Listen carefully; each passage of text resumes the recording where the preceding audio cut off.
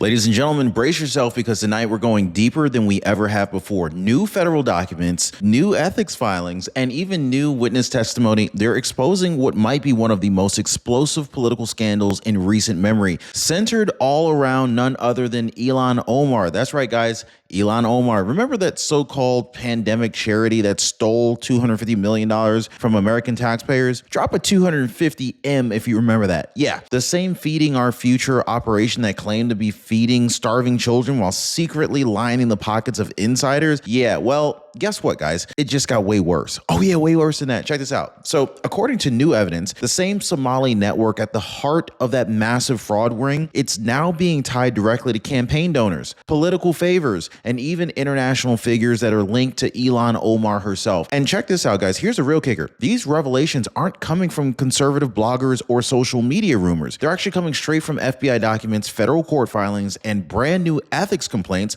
filed right here in 2025 under President Donald J. Trump's watch. So today we're going to be exposing how a so-called humanitarian network allegedly turned into a multi-million-dollar political machine, and how the woman at the center of all of it may finally be facing the reckoning that she's been running from for years. Drop a deportation down below if you know what I'm saying here, guys. Stay tuned because what you're about to hear will shock you. All right, folks, hit the like button and subscribe. We need to rewind just for a second, okay? Back to the height of the pandemic. You guys remember that? Masks and whatnot. When America was on its knees. Yeah.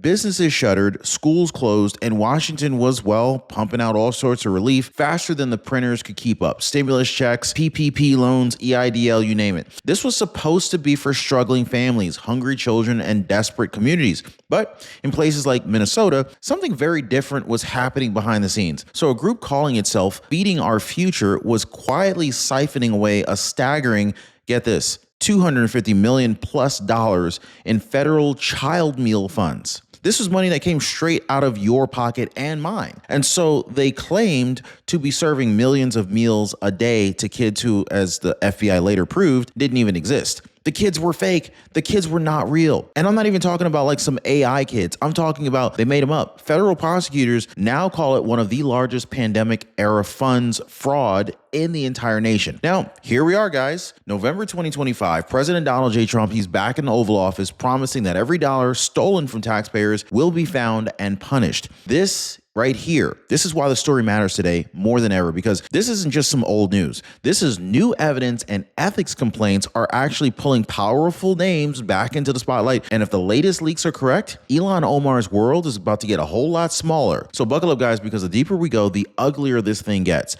Now, here's how this whole scam unfolded. Dozens of shell nonprofits suddenly appeared, registering as meal sites under the federal child nutrition program. Now, on paper, they were feeding thousands, sometimes even tens of thousands of children every single day. But in reality, the FBI surveillance later showed some of these locations serving fewer than 40 people. Now, investigators say that they forged rosters using online name generators, submitted fake invoices, and laundered taxpayer dollars through restaurants, food vendors, and real estate deals, all sorts of ways. One Minneapolis restaurant, Safari Restaurant, claimed up to 6,000 meals per day, but video evidence showed the parking lot empty for hours. That one site alone took in $12 million.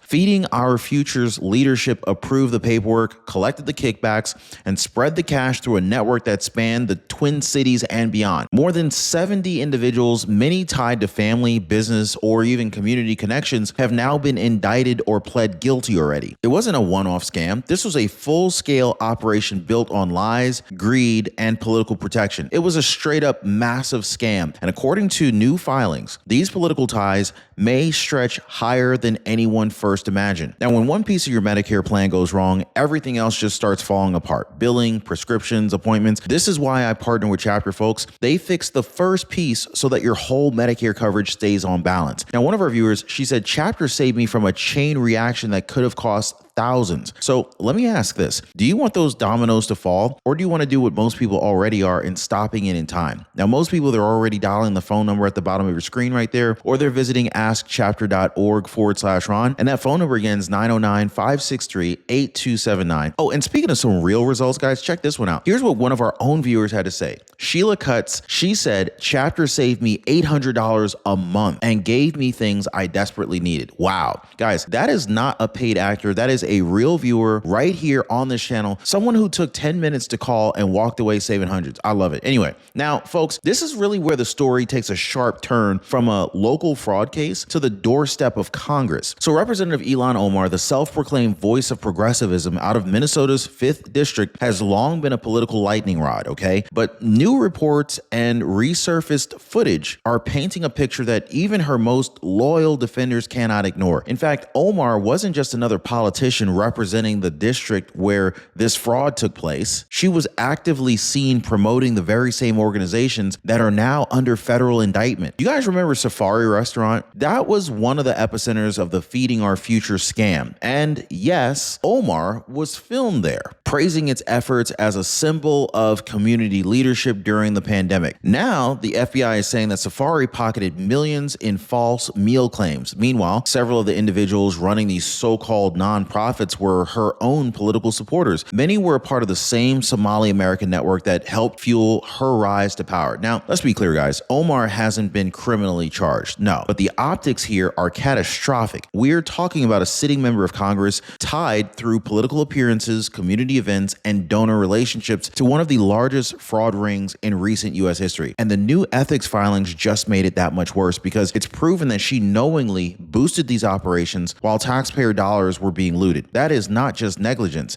That is corruption at the highest level. So how did Feeding Our Future get their hands on $250 million in the first place, right? Well, simple. Washington opened the floodgates. So back in 2020, under pandemic emergency orders, Congress passed a whole series of relief measures that were to feed children while schools were shut down. Drop a yes if you remember that. Oversight was extremely relaxed. Verification requirements dropped. Charities could claim reimbursements almost instantly, and critics have since called it a blank check to fraudsters. And one of the leading advocates for expanding those very programs was, you guessed it, Ilhan Omar. So Omar publicly championed legislation often referred to as the Meals Act that later expanded pandemic meal funding to community-based groups without sufficient auditing safeguards. Now, the goal sounded noble on the surface. Make sure that no child goes hungry. But according to investigators, it also opened the door for groups like Feeding Our Future to exploit the system. The question now isn't whether money was stolen. It was. We already know that. The question is, was it predictable? Did elected officials ignore red flags for political gain? And if the name Elon Omar appears anywhere near those legislative loopholes, the scandal could go from bad to historic. And so now we need to talk about the money trail, because in Washington, it always leads somewhere, right? So investigative reports from Sahan Journal and federal court filings already confirm that at least 2 individuals tied to the Feeding Our Future indictments donate directly to Elon Omar's campaign. I know, it just keeps on getting worse for her, right? Well, one of them, according to prosecutors, helped funnel fraudulent federal funds through his business before sending contributions to political candidates, including Omar. That's right, guys. Her campaign later claimed to have redonated the funds once those connections were exposed, but by then the damage was already done. Now, let's be honest, guys. When taxpayers see, $250 million stolen in plain sight, and some of that money winds up circulating around campaign accounts, it destroys public trust, needless to say. This is not just about legality. This is about ethics. These weren't Wall Street donors. These were community figures, business owners, cultural leaders in the same Somali American networks tied to the fraud. And while Omar's defenders are screaming guilty by association, the optics couldn't be any worse. Now think about it. Federal funds meant to feed hungry kids during lockdown, possibly converted into campaign contributions. Whether this was intentional or not, that is the kind of headline that ends careers. And with President Trump's Justice Department reopening the case files this fall, you can bet that those donations are being reviewed line by line. Well, folks, that's just the start, because new ethics complaints have now landed squarely on Omar's desk, this time involving alleged coordination with foreign political figures and donor kickbacks. One formal complaint filed just weeks ago accuses her of participating in an event with former Somali Prime Minister Hassan al-Khair, raising concerns about violations of the Foreign Agents Registration Act. Another complaint filed by a nonpartisan ethics watchdog cites her campaign's ties to donors named in the Feeding Our Future case and questions whether her public appearances helped legitimize fraudulent operations. Let's go ahead and put it very bluntly. These filings don't just challenge Omar's credibility, they threaten her political future. Under the Trump administration's renewed focus on corruption and misuse of federal funds, the Office of Congressional Ethics has already signaled that nobody's off limits, not even sitting members of Congress. And if the investigators can prove a pattern of behavior where the same networks that defrauded taxpayers also funded and promoted her career, then ethics complaint could soon be replaced with two much more scarier words: criminal referral. Now, our parents relied on pensions, our grandparents relied on savings, but this generation, we've learned the hard way. The system won't save us. That's why I partner with Noble Gold Investments. They help Americans protect what they've earned with real assets, gold and silver that hold value when everything else shakes. No gimmicks, no fine print, just protection that stood the test of time. And so when people finally understand how simple it is, they all say, that makes sense. And that's why thousands of Americans are already calling Noble Gold at the phone number right there at the bottom of your screen. That's 877-646-5347, or visiting RonYatesGold.com to download their free wealth protection kit, because every generation faces a turning point. And this one's ours. The people who act now will be the ones who never have to worry later. Now, let's get real for a second, okay? $250 million, guys. That's not monopoly money. That is your money, your taxpayer dollars, your overtime,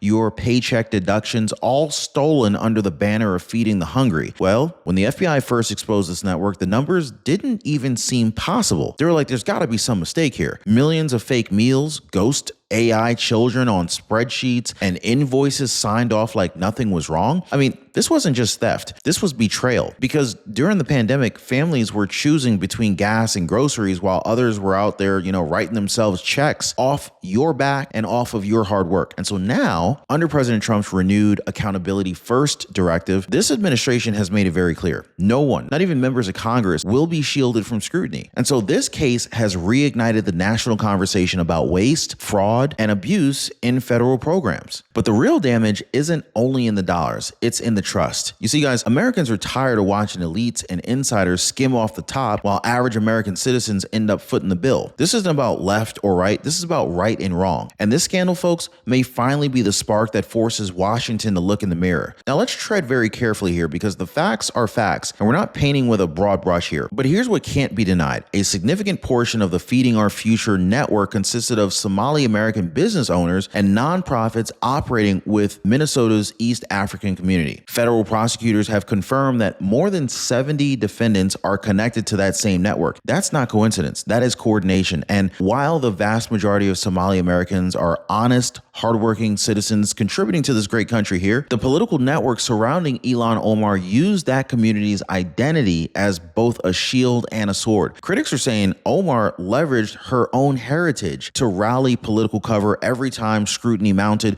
calling investigations xenophobic attacks instead of legitimate probes. But the truth doesn't care about identity politics. No. Fraud is fraud, right? This scandal has now triggered a hard national discussion. How do we protect genuine immigrant success stories while holding corrupt operators accountable? The answer, according to Trump's DOJ, is simple: equal justice under the law. So whether you're born in Somalia or South Dakota, if you steal from American taxpayers, you face the same consequences. So here's where the entire operation finally began to crumble. After 2 years of investigation, surveillance footage, and federal subpoenas, the so-called Feeding Our Future empire is collapsing in real time. Over 70 people have been indicted, dozens already convicted, and sentencing hearings continue to roll out across Minnesota's federal courts. The ringleader, Amy Bach, the nonprofit's executive director, has been charged with wire fraud, bribery, and accepting kickbacks for proving falsified claims. Multiple restaurant owners, including the now infamous Safari restaurant, have already pled guilty to money laundering and tax evasion. Now, here's the part that the media refuses to say out loud. This wasn't just a charity scam. This was a network, a web of business owners, political operatives, and insiders who found a way to exploit pandemic relief programs at national scale. And that web overlaps directly with Ilhan Omar's home district and political network. Federal prosecutors have already described this scheme as systemic, organized, and politically